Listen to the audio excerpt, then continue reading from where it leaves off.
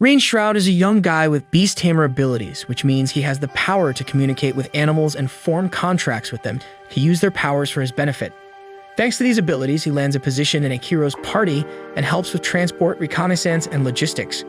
He works hard to support his comrades in the background, a valuable job he's been entrusted by the party, or so he thinks. In reality, other members look down upon him because he lacks combatant skills. Within just 6 months of working with them, Reen gets fired by the arrogant party leader, Arios Orlando. They say he's useless to his face, and that he only holds them back because they constantly have to save him from monsters. Shocked to hear what his comrades really think of him, Reen silently takes his hero cloak off and leaves.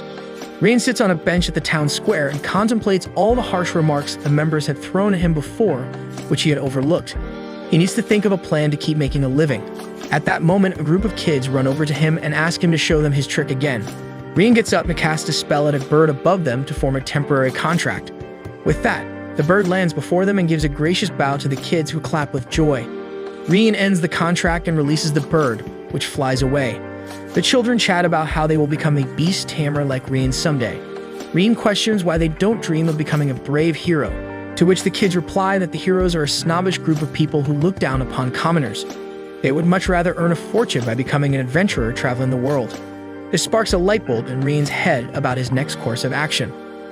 Later in the day, he goes to the Adventurers Guild to look for jobs.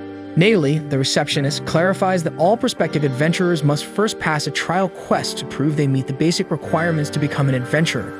He must kill 10 goblins and collect 20 medicinal herbs to pass the test.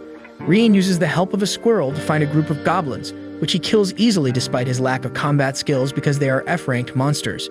While counting the rune stones left behind by the goblins, he hears a scream from deeper in the woods. Reen runs toward the scream to see a D-rank killer tiger attacking a helpless woman. He tries to stab the tiger's back, but its skin is so tough that his Meg's blade breaks. The tiger diverts its focus on him, prompting Reen to tell the girl to run away. However, she doesn't run away. Instead, she jumps several meters up in the air and uses the momentum to kick the tiger down, killing it. After getting a better look at her, Reen realizes she is no ordinary woman but a cat spirit, a type of ultimate species. Ultimate species are a unique class of beings with immense powers and strength, and cat spirits are a type of ultimate species on the brink of extinction. Although they aren't magic users, cat spirits have evolved to possess tremendous athletic abilities. Reen feeds her some of his food supplies since she looks exhausted after defeating the tiger. All energized again, the cat spirit introduces herself as Kanide and thanks him for saving her life. She says she got bored living in her small community, so she decided to travel and landed up here and met him. From the moment she saw him, she has sensed strong powers within him and can tell he must be a very talented beast tamer who can tame her. With the motive of getting to know her better, he agrees to tame her. He starts the ritual by biting his thumb and spilling a drop on his palm to form a magical rune. With that, he chants the words and successfully forms a contract between them. Both of them have a rune on their hand to symbolize the bond between them. After that, Reen continues with his trial quest. He forms temporary contracts with a bunch of rabbits to gather medicinal herbs for him. Watching this, Kane gets super impressed with his abilities. Normal beast tamers can usually only handle forming one temporary contract at a time. However, Reen is able to not only form multiple contracts at a time, but also while he has tamed Kanade, an ultimate species. This is beyond the scope of an ordinary beast tamer. He doesn't think it's that impressive and brushes it off. Reen returns to the guild with all the required items and passes the test. He is officially proclaimed an F-ranked adventurer of the Horizon Adventurers Guild.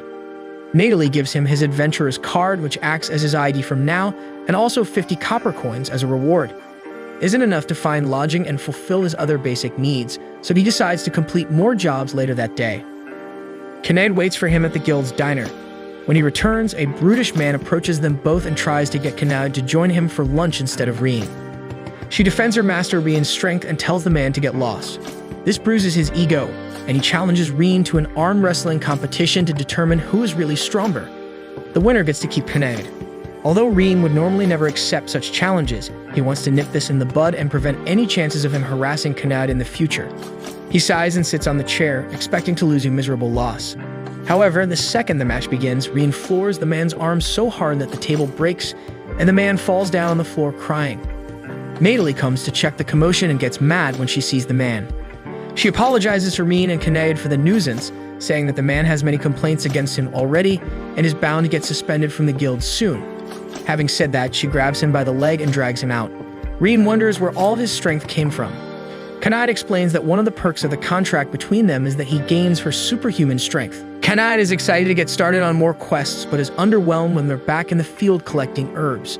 Since Reen is only an F-rank adventurer, they are confined to the very basic of jobs with the lowest of pay. He will be promoted once they gather enough experience. With the help of the rabbits, they collect enough herbs to meet their quota soon enough. When they're about to head back, Kanad's sensitive cat ears hear yelling in the distance. They run to the sound to investigate and see an old man getting harassed by a gang claiming to be part of Ibon Fang. Ibon Fang is an infamous large group of bandits with a reputation for being involved in all sorts of horrible crimes. At once, they both start charging toward the ruffians and take them by surprise. Reen takes care of all the bandits with his newfound strength, and Kanad checks on the old man. The old man warns them to run because everyone who defies the Ibon Fang end up getting tracked down and killed as revenge. Hearing that, Reen decides to hunt them down first. Kanad expresses her concerns of him aiming too high, but he assures her he has a plan. A squirrel leads them to the Ibon Fang's heavily guarded hideout. Reen forms a temporary contract with an awry, a special type of bee with a very potent paralytic sting that can immobilize a man for 12 whole hours. He asks Kanad to go back to town and bring adventurers and knights in the meantime to help arrest all the criminals. Once she races off to get reinforcements, the awry brings back hundreds of its hive mates. He forms a contract with each of them and orders them to begin their work. All the bandits are paralyzed in no time, and the adventurers that Kanad brought quickly start rounding them up. Reen notices that no knights have shown up, to which one of the adventurers says the knights didn't think it was a big enough deal to come. Suddenly, the cave starts rumbling and loud growls bellow behind huge bars. 3 giant C-ranked monsters called king lizards break out of the bars. Such a scenario is a crisis for even the most seasoned adventurers, but Reen and Kanad beat them up like nobody's business while buying time for the others to take the bandits out and escape. The duo exits the cave to cheering and applause from the other adventurers, making it the first time Reen's work has been appreciated. Meanwhile, Reen's former party members yell at their newly hired beast Tamer for not conducting the reconnaissance properly and endangering the other members' lives as a result. The newbie says their demands have been unreasonable because they expect him to tame 10 to 20 animals at a time. He claims that beast tamers can't handle more than 1 or 2 at once because their brains get fried if they exceed their limit. However, the heroes, being accustomed to Reen's abilities, believe the man is lying and fire him on the spot. The task of arresting and transporting all the bandits takes almost a whole day. The taking down of Ibon Fang is considered so impressive that the guild invites Reen and specially promotes him to an E-rank adventurer and rewards him a generous amount of silver coins. They splurge their money on new equipment, eat a luxurious meal, and finally rent a room for lodging that night. A nice break from camping. A week passes since he met Kanad, and their quests have been smooth sailing so far. One day, Madeley gives them a quest to get rid of a trouble marker called the godlike that is tormenting people who try to cross the Stride Bridge, the only path to trade from the central continent, where he is from, to the southern continent. Reen doesn't want to pass on the lofty prize of 5 gold coins and gladly accepts it. Reen tries to get information about the identity of the guard dog, but nobody is willing to share. So with no prior knowledge, him and Kanad go to the bridge. As soon as they arrive, a giant red dragon lands in front of them and turns into a woman who tells them to fight her. She admits she is the so-called guard dog and identifies herself as Tanya, one of the dragonoids. It is custom for the dragonoids, one of the ultimate species, to set out on a journey once they turn 15 to train and become strong. She has been waiting for a worthy opponent to fight at the bridge. She challenges them to a 2-on-1 fight, before which she refuses to leave the bridge. She begins by attacking Reen, but he just barely blocks her. She follows it by blowing fire toward them, causing Kanad's tail to get burnt at the tip. Upset, Kanad jumps at her and the two get into a catfight. Pun intended. Both the girls are on equal footing, so Reen tries to step in to tip the balance toward their favor, but Tanya surprisingly grabs them both and flings them into the air and launches a powerful firestorm at them.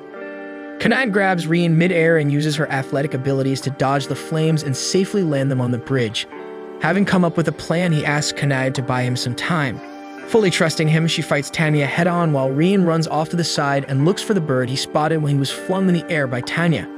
He finds it and forms a temporary contract with it. He asks it to bring its friends, each of which he tames as well. Upon his instruction, the birds swarm Tanya and pick on her. Tanya only finds them a mere annoyance and shoos them away. Of course, a dragonoid can't be hurt just by birds. However, before she can take another step, she crumbles to the ground. Reen explains that they are pedo birds, and their colorful plumage signify that they are poisonous. Unable to lift a finger, Tamer accepts defeat. Reen asks her to promise not to cause problems at the bridge again and to come with them once she's recovered. First, they go to the guild to inform Natalie that the matter has been taken care of. Natalie praises them and promises to give them their reward once the guild verifies the claim. She notices Tanya's horns and questions who she is. Reen quickly covers her and claims she's a normal human they met during their quest, and that she's only wearing a costume. If the town finds out there's a dragon in the area, everybody will panic. Next, he escorts her to the woods and asks Tanya to go as far away as possible from the town to continue her training. She is taken aback by this because she expected to be sold by him.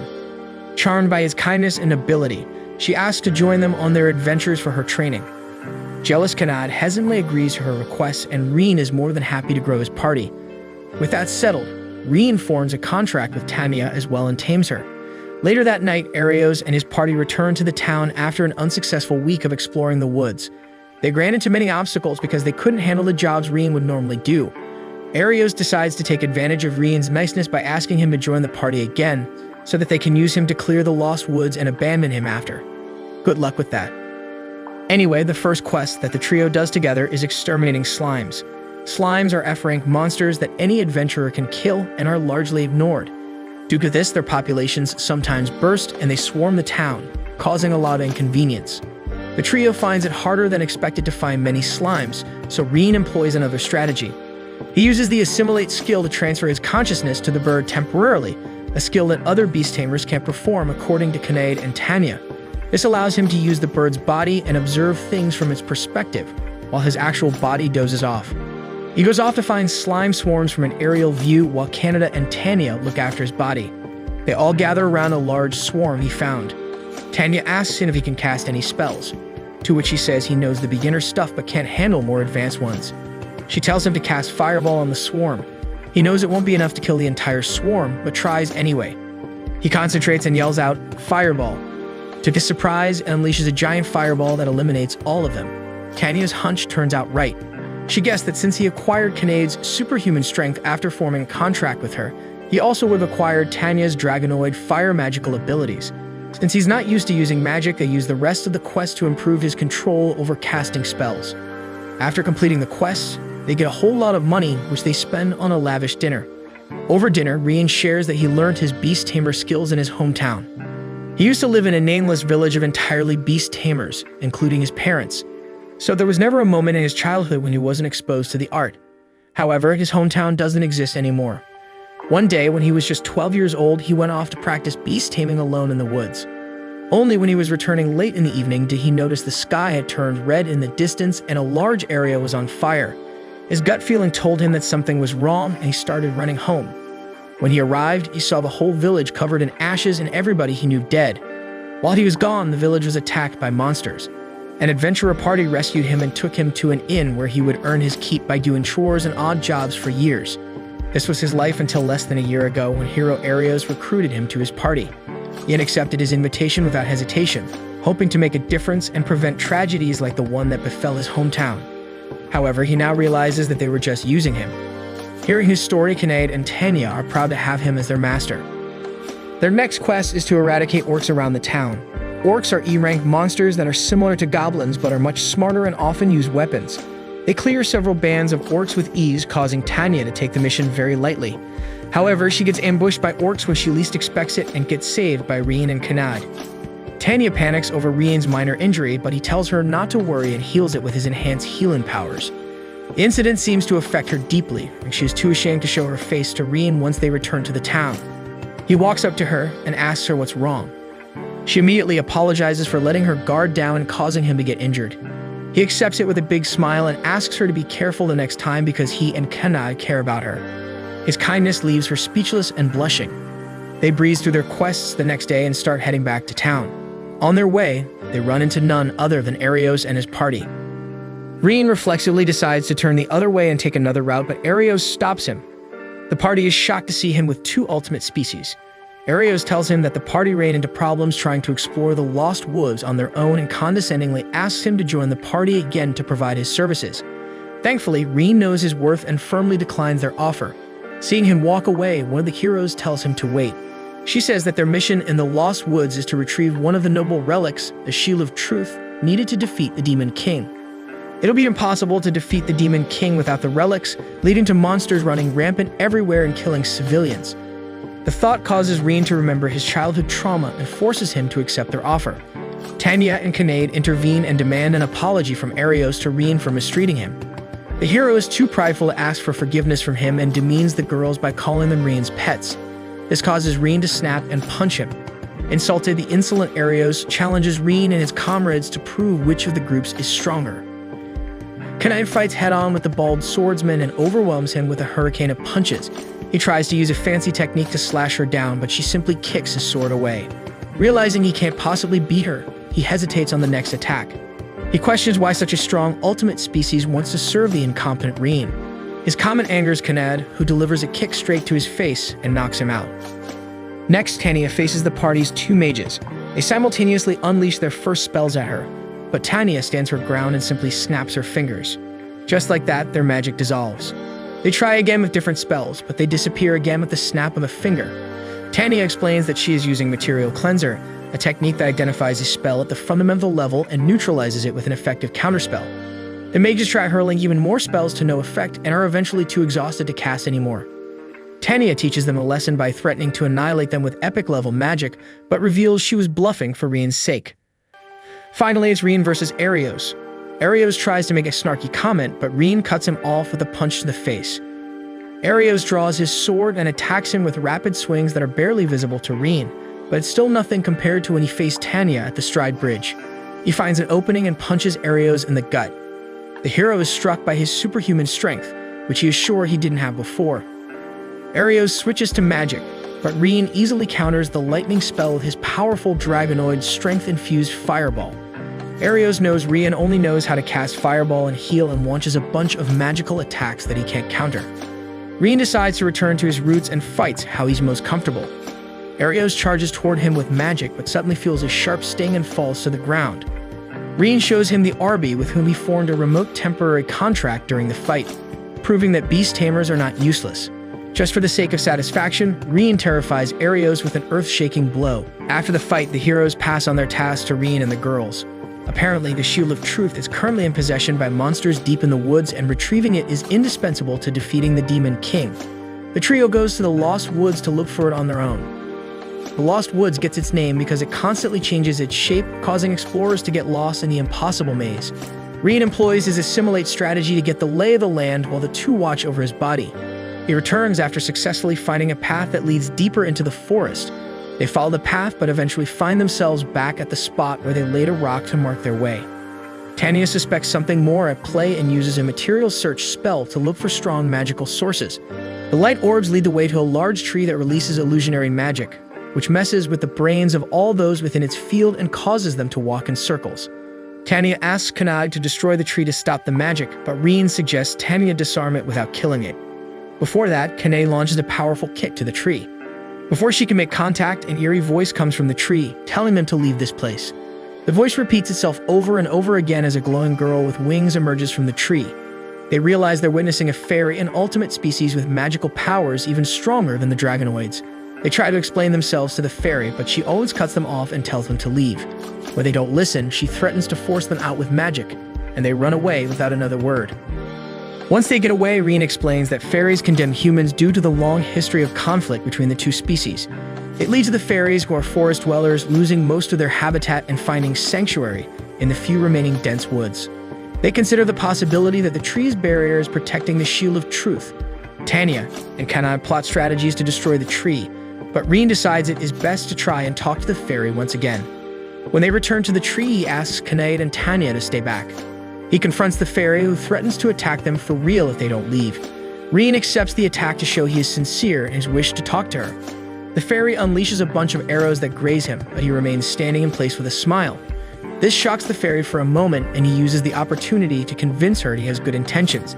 However, she snaps out of her confusion and launches another attack. This time, Kinnaid and Tanya block the attack and appeal to the fairy by telling her about all the kind things he's done for them. This piques the fairy's interest, and she decides to hear them out. She introduces herself as Sora. After learning of their intention to find the Shield of Truth, Sora reveals herself to be the one who erected the tree's barrier but still refuses to lower it because the barrier protects the fairy's village from being discovered. Also, it's not monsters, but fairies who protect the shield of truth. Since it is required to kill the Demon King, she hands it over to them. Her hate for monsters runs deeper than her hate for humans. Hence, retrieving this relic turned out much easier than expected. The trio thanks her and makes their way back, but Reen can't shake the feeling that she looked uneasy and returns to ask her if something's wrong. Although hesitant at first, Sora reveals she has a twin sister, Luna, with whom she used to maintain the barrier. However, a few days ago, they left the barrier together for a short period to do something else, but ran into a monster from the Demon King's army called the Shadow Knight. They were unable to defeat it, and it captured Luna and demanded Sora to lower the barrier and reveal the village in exchange for Luna. Unable to turn against all their folk, she ran back to the village and begged the leader for help. But he chose the village's safety over Luna and ordered Sora to ignore the monster's ultimatum. Although she was bound to listen, she can't bear to leave her sister in the monster's hands. Kanayat and Tanya wonder how two fairies couldn't beat the monster. Reen explains that even though Shadow Knights are C-rank monsters that would otherwise be easily defeated by ultimate species, they have the nasty ability to absorb all magic, making them impossible to defeat by fairies who solely rely on magic. They agree to help Sora get her sister back. Sora shows them the way to the Shadow Knight. First, Reen draws its attention by throwing a fireball at him, and then he and Kanayat ambush him with physical attacks. The monster guesses they've come upon Sora's request and goes to kill chained-up Luna for the betrayal of their terms. However, Tanya protects her from the attack and frees her from her bounds. Tanya escapes with Luna in her arms while Reen and Kanad hold the knight off. None of their attacks are enough to defeat the knight, so Reen comes up with a plan. He forms another temporary contract with an awry colony and asks them to attack the Shadow Knight. Although their sting won't work on the monster, their swarming distracts it. During that time, Reen uses his special Beast Tamer ability, Boost, to temporarily enhance Kanayat's powers. With pure strength running through her veins, Kanayat strikes the Shadow Knight with a force that finally destroys it. With the monster defeated, the trio returns Luna to a much-relieved Sora. Although they look completely identical, their personalities are the total opposite. While Sora has a gentle and elegant demeanor, Luna is more open and coarse in her behavior. Sora decides they can't return to the village that abandoned Luna but have nowhere else to go. Kanayat invites them to their party. Reen agrees but doesn't want to seem forceful due to the long hatred between fairies and humans. However, they trust Reen to be an honorable human being and request he form a contract with them. He has no prior knowledge on how to tame fairies, making it much harder to form a contract with them. The effort makes him go faint, but the fairies hold him up and greet their new master. After only 2 days of accepting the quest, Reen hands over the shield to the heroes. They suspect him of giving them a fake shield and magically test its authenticity, only to be surprised that it's the real thing. They give him the 20 coins they promised to pay him. Reen turns to leave, but the bald man asks him to join the party again. Arios get enraged that a member invited him without seeking his approval first. The bald man argues that they clearly need Reen's help to defeat the Demon King successfully, and the other members begrudgingly agree. The bald man extends his hand for a handshake to seal the deal, promising better pay and treatment. However, Reen knows they haven't changed and refuse their offer. He already has a much better party waiting for him. After he leaves, the other members try hard to cope with the embarrassment of rejection by insulting him. Arios stays behind, still salty over his disgraceful defeat the other day, and vows to enact revenge. Outside, the group discusses the legend of the Demon King. Reen explains that the Demon King has the power to control all humans, thus enslaving them for centuries. However, the first hero decided to beg the gods for a way to defeat him. The gods bestowed upon him some of their divine blood. With their divine blood in his veins, he was given the unique ability to surpass the human limits in terms of strength and magic and endlessly level up his powers. Eventually, he grew strong enough to take the Demon King down and free the humans. However, the threat of the Demon King still remains. And it is the mission of all heroes in each generation to try and defeat the Demon King once and for all. Although Arios is too weak now, he will grow to one day be strong enough to take the king on. Sora and Luna bring up how Reen's multiple contracts with the ultimate species have increased his strength many times over a normal humans, akin to the hero's unique ability. They all suggest Reen take on the mission to defeat the Demon King. He admits he would do it if he could, but since it is a big decision, he wants to take some time to make up his mind. One day, the crew thinks it's about time Reen buys some equipment to increase his fighting capabilities. It's the first time Sora and Luna step foot on the town's streets, and they get overwhelmed by seeing so many humans around them. However, they realize there's nothing to worry about after seeing Tanya and Kana get along with the locals. They visit the best equipment shop in town, where all the weapons are crafted by a rather unfriendly dwarf. Reen browses the shelf and picks up a dagger, saying he's the most comfortable wielding one. However, when he unsheathes it, he notices something odd. At that moment, a bubbly young man plops a bag of gold coins on the dwarf's counter and asks for his best weapon. The dwarf picks up a beautiful sword from a collection of identical swords and gives it to him. Pleased with its appearance, the man thanks him and leaves with satisfaction. Reen walks up to the dwarf and asks him if he really gave his best weapon to that man, elaborating that although it's good for a trophy, the sword and all the other weapons in the shop appear to lack something necessary for a real fight. The dwarf glares at him for some time but then bursts out laughing. He admits that the ones put up for display are average weapons that he can craft with one hand. You see, everybody comes into the shop expecting the best weapon without even considering their own abilities and compatibility with the weapon. He believes it is reasonable for him to want a worthy buyer to take his best crafted weapons. He has a separate collection of weapons he's given his all to crafting, but only those who pass his test can see it, while saying that he unveils a set of high-grade weapons with a unique glow. He is so impressed with Reen that he offers to make a special weapon for him, but he lacks the materials.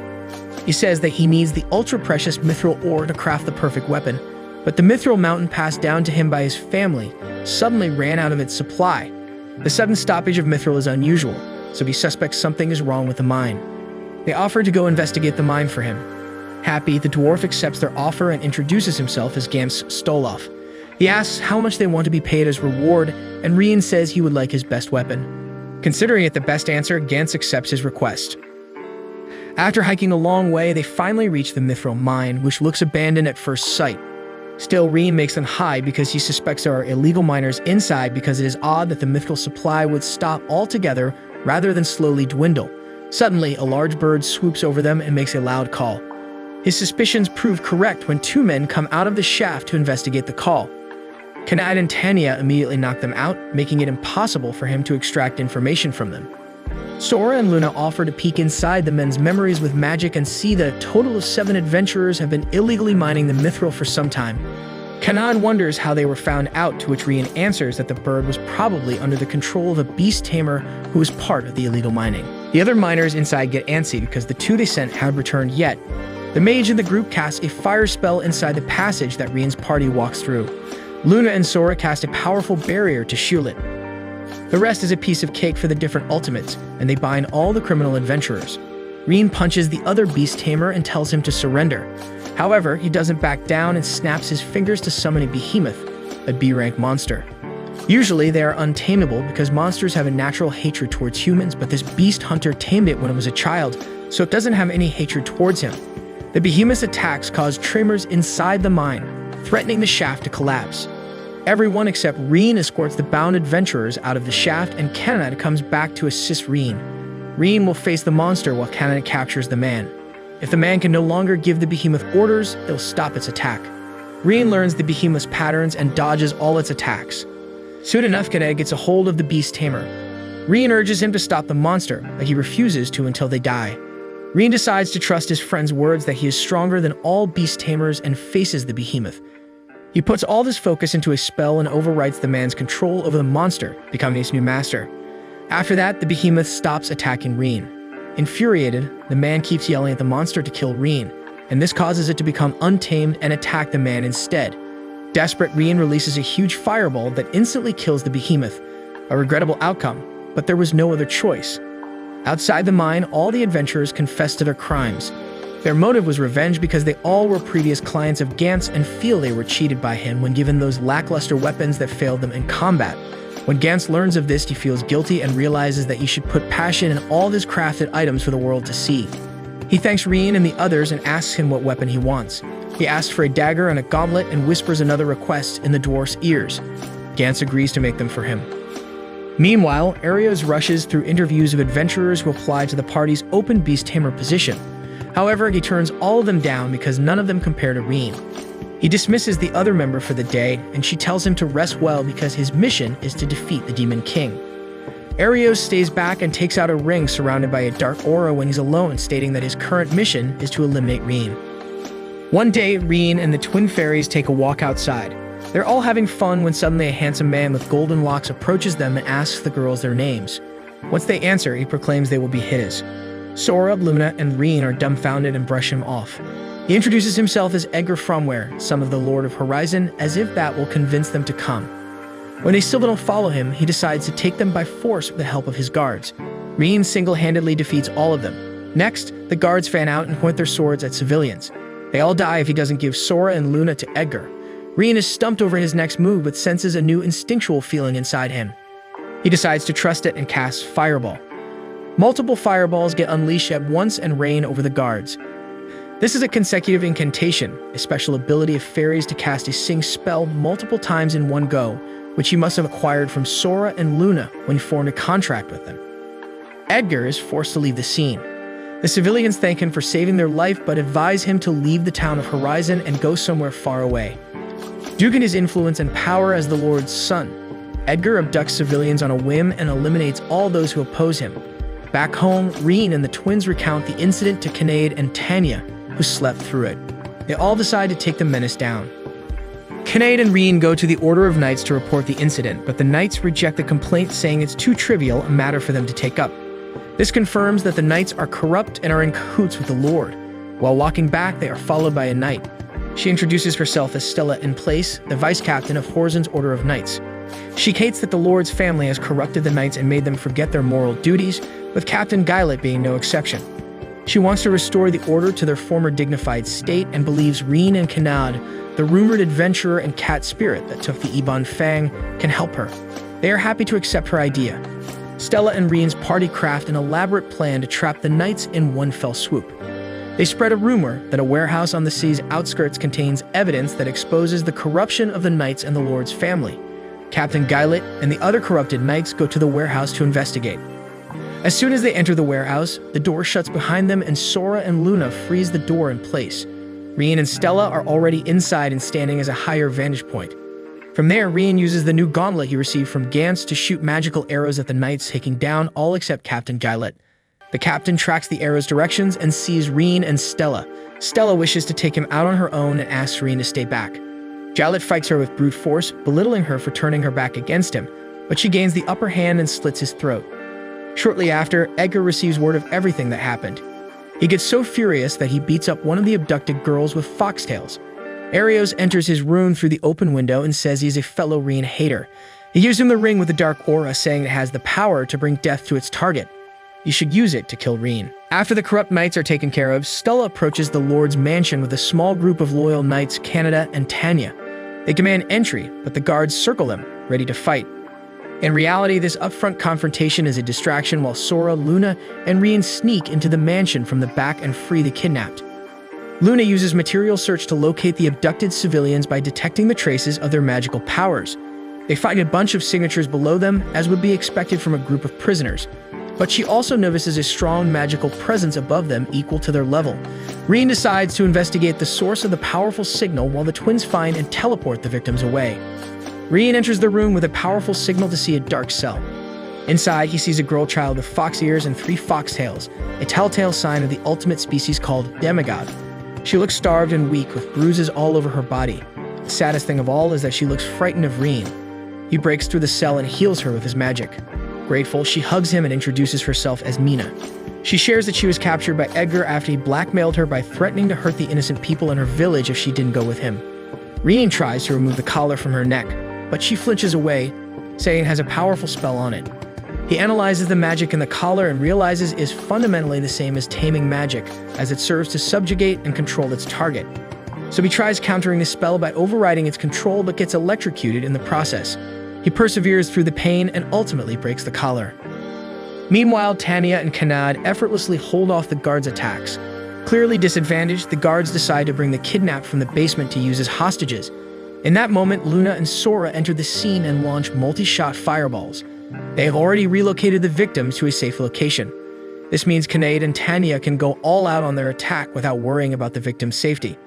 Within a minute, they defeat all the guards and regroup with Reen. They warmly greet and interact with Nina while Reen and Stella discuss what they can use as proof of the Lord's wrongdoings. At that moment, the Lord runs into them while trying to flee from the mansion. Stella first asks him to surrender himself, but the Lord refuses. In that case, Reen uses magic to bind and shut him up. Edgar enters the room and uses the ring to cast a death spell on Reen. A Grim Reaper appears in front of him and strikes him squarely in the chest. Arios, who's been watching from the roof, laughs maniacally, believing Reen is finally dead, and disappears into the dark. However, Reen remains standing on his feet, wondering what happened. Everybody wonders how he was able to resist the epic level instant death spell. Luna boldly tests a hypothesis by casting a poison gas spell on him, which also doesn't affect him. Although a rash gamble, it proves that the contract with the fairies allows him to nullify epic level magic, and thus survive the instant death magic. Edgar watches bitterly over Reen and his victorious foes. The ring feeds off his negative emotions and releases the demon within it. Seeing it makes Reen's heart stop because it is the same demon that destroyed his hometown. The giant demon flies away from the mansion, but Reen knows its real target is the people of the city. Reen's party follows it on its heels while Stella protects the people and Nina waits in the safety of the mansion. The demon proves a difficult opponent, injuring both Kinnaid and Tanya. Reen enhances their power with boosts, which they bombard the demon with attacks, but it remains unscathed. It keeps summoning groups of monsters to attack them. Defeating the demon looks to be impossible. The hero's party watches from afar as Horizon goes up in flames. Although the other members consider going to help, Arios orders them to stay back. Natalie gathers the town's adventurers and rallies them to fight against the monsters, and Gantz arms them with his finest weapons. With the help of the adventurers, Reen's party cuts down the number of monsters. Sora and Luna employ the help of Stella to round up the civilians so that they can mass teleport them to a safe place. They are hesitant to get into the portal at first when they learn the twins are fairies. However, a few individuals recall their positive interactions with the girls and trust them enough to walk into the portal. Thanks to their initiative, the other civilians also walk into the portal. After the first wave of teleportations, a horde of monsters invades the area. Sora continues teleporting people while Luna faces the monsters with Stella and her knights. Nina watches the chaos the entire time while battling an internal conflict on whether she should fight or stay put. At this point, Reen and the others hit a brick wall and need to get closer to the demon to inflict any damage on it. Tanya's dragon form is too big of a target to risk flying him toward the demon. Nina runs up to Reen and tells him she wants to help. She uses her instant teleport ability to get him up close and personal with the demon. Her ability is so fast that she can zap him from one spot to another within a second, effectively dodging all the demon's attacks. Reen uses boost on himself to enhance his powers. With the boost, he magically binds the demon and, with great effort, overwrites the control over all his minion monsters so that they obey him. Miraculously, it works, and he orders them to turn on the demon and attack him. Their combined ambush overwhelms the demon, and he is finally defeated. The repeated teleportation takes a toll on little Nina, and she goes out cold, but Tanya swoops in to save them from free-falling to the ground. This marks the victory of Reen's party and the knights over the demon. The civilians of the town quickly start rebuilding their town after the attack. Luckily, Horizon is a big town that can jump back up in no time, and Kinnaid's superhuman strength tremendously helps in construction. Stella is officially appointed the captain of the Order of Knights in the Horizon Division, while the corrupt knights are carted off to the capital for punishment. Even though Tanya had been hiding her true identity as a dragonoid, it turns out that people caught on a while back. Despite being fairies, the town accepts Sora and Luna, and they fit in seamlessly. Later, upon Nina's request, Reen forms a contract with her, and she becomes the newest member of their party. Further, he gets promoted by the guild to a C-rank adventurer for all his amazing work. Now that his party has grown pretty big, they buy a house to serve as their home base, a common practice among adventurer groups. The house turns out to be haunted, but they befriend the ghost and make her a member of their party as well. The hero's party tries to get rations from the town for free, but their extortion doesn't work, and the civilians drive them out after ranting over how they were of no help during the demon attack. Oh my, how the turntables. The party celebrates their housewarming with a feast. The warmth and comfort he feels around his friends feels almost new, but he realizes he hasn't felt like this since he lost his parents and hometown. The feeling makes him break into tears, but they're there to wipe them for him and continue to celebrate. Reen cannot wait to go on many adventures with his amazing companions. That's it for this video. Make sure to like and subscribe for part 2 and watch this next video on screen.